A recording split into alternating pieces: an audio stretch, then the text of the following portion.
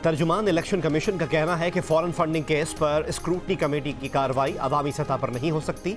इससे कमेटी को अपना काम करने में दुश्वारी होगी। स्क्रूटनी कमेटी फरीकैन का मौक़िफ़ का जायजा लेने के बाद जामे सिफारिशात कमीशन को देगी, जो फरीकैन को फराहम की जाएंगी। इलेक्शन कमीशन दोनों अतराफ की बहस सुनने के बाद जल्द मेरिट पर फैसला करेगी।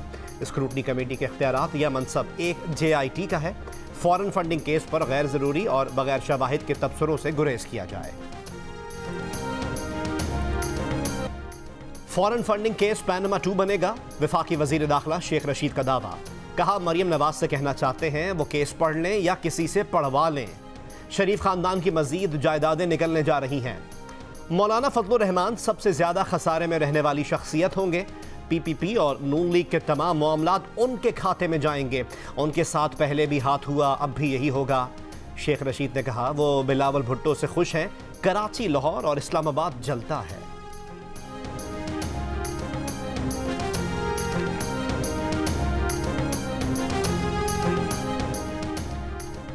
मुस्लिम लीग नून के साद रफीक का कहना है कि फॉरेन फंडिंग केस की बराह रास्त कवरेज पर कोई एतराज़ नहीं।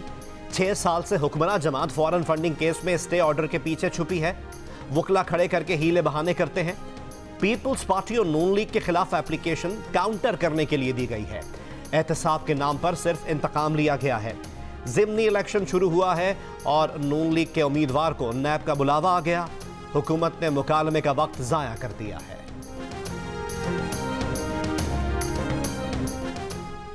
ब्रॉडशीट का मामला कायमा कमेटी इत्तलात में पहुंच गया।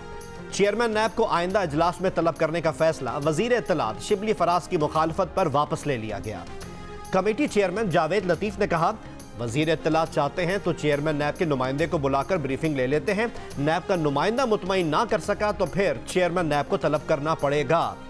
इजलास में शिबली फराज का कहना था कि चेयरमैन नैब को बुलाना है तो फिर ब्रॉडशीट के बाकी किरदारों को भी बुलाएं।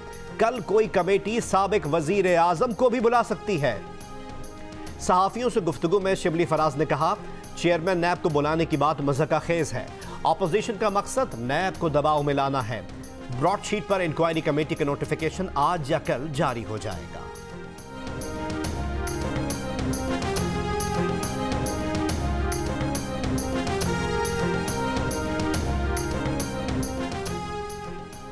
वफाकी वजीर मुराद सईद का कहना है कि अपोजिशन ने इलेक्शन कमीशन के सामने तमाशा लगाया। NRO लीग रोजाना सर्कस लगाने आ जाते हैं। NRO लीग के तमाम जलसियां नाकाम हुई। अपोजिशन ने 34 निकात का NRO मांगा। भारत जाली खबरों से पाकिस्तान के खिलाफ प्रोपेगेंडा कर रहा है।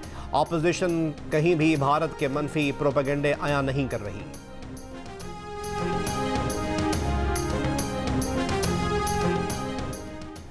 कराची में JUIFA का इसराइल नामंजूर मार्च, तमाम इंतजामात मुकम्मल। मज़ार क़ायद के करीब कारकुनों की आमद शुरू।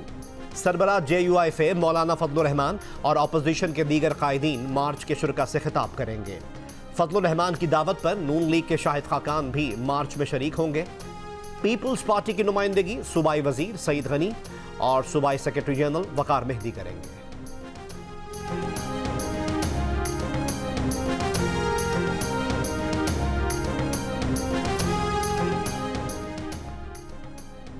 कराची में मिलियन मार्च और क्रिकेट टीम्स की आमद के बायस ट्रैफिक का मुतबादिल रूट प्लान जारी। स्टेडियम के अतराफ फ्लाईओवर, कारसाज रोड, पीपल्स चौरंगी से पार्किंग प्लाजा तक कॉरिडोर 3 बंद। मिलेनियम रोड और न्यू टाउन रोड भी बंद कर दिया गया। यूनिवर्सिटी रोड बंद नहीं किया जाएगा। जेल चौरंगी से ट्रैफिक कश्मीर रोड और शारिया कायदीन की जानिब मोड़ा जा रहा है। गाड़ियों को प्रीडी चौक से एम जिना रोड की तरफ भेजा जा रहा है।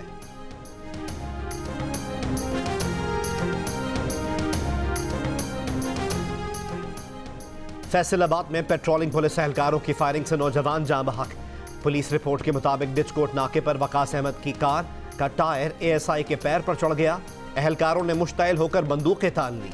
वकास ने खौफजदा होकर कार दौड़ा दी। पुलिस एहलकारों ने ताक़ुब किया, गाड़ी रोकी और वकास को निकाल कर गोली मार दी। 4 पेट्रोलिंग एहलकारों के खिलाफ मुकदमा दर्ज, गिरफ्तार कर लिया गया।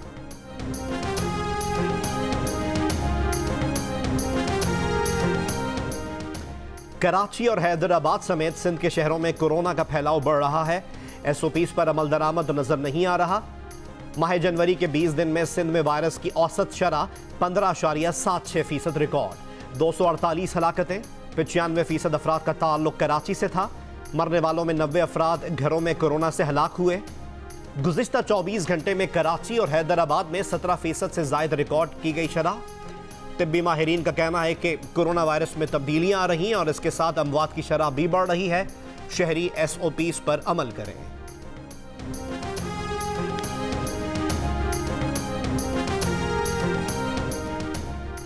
तर्जुमान सिंध हुकूमत मुर्तज़ा वहाब कहते हैं, बड़े शहरों में ज्यादा केस आबादी के तनासुब ज्यादा होने की वजह से हैं। मास्क ही बुनियादी तौर पर वैक्सीन है। सब मास्क पहने, हाथ धोएं तो बीमारी से बचने में किरदार अदा कर सकते हैं। पाकिस्तान में कोरोना से मजीद 54 अफराद इंतकाल कर गए। मजीद 2363 मरीज सामने आए। केस मुस्बत आने की शरह 5.4% रही।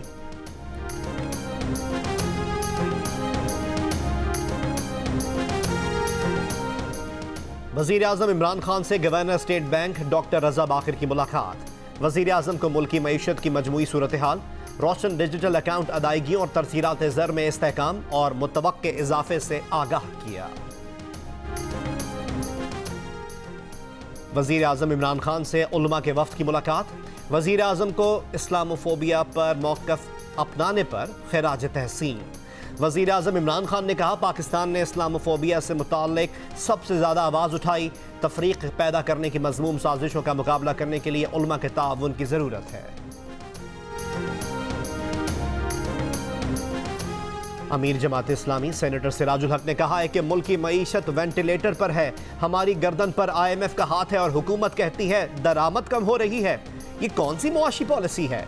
कराची में वकला से गुफ्तगू में उन्होंने कहा कि जो हुकूमत 950 रोज में कराची से कचरा नहीं उठा सकी, वो करप्शन कैसे खत्म करेगी, मईशत कैसे बेहतर कर सकेगी।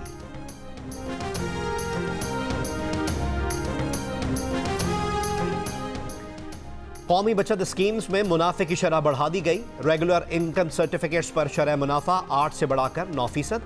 डिफेंस सेविंग सर्टिफिकेट्स पर 9.4%। बहबूद सेविंग सर्टिफिकेट्स पर 10.3 से बढ़ाकर 11.3% कर दी गई। नई शरह का इतलाक आज से होगा। वजारत खजाना ने नोटिफिकेशन जारी कर दिया।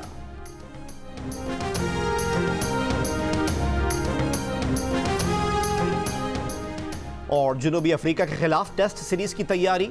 तीसरे कोरोना टेस्ट की रिपोर्ट मनफी आने के बाद पाकिस्तान टीम की कराची के नेशनल स्टेडियम में प्रैक्टिस।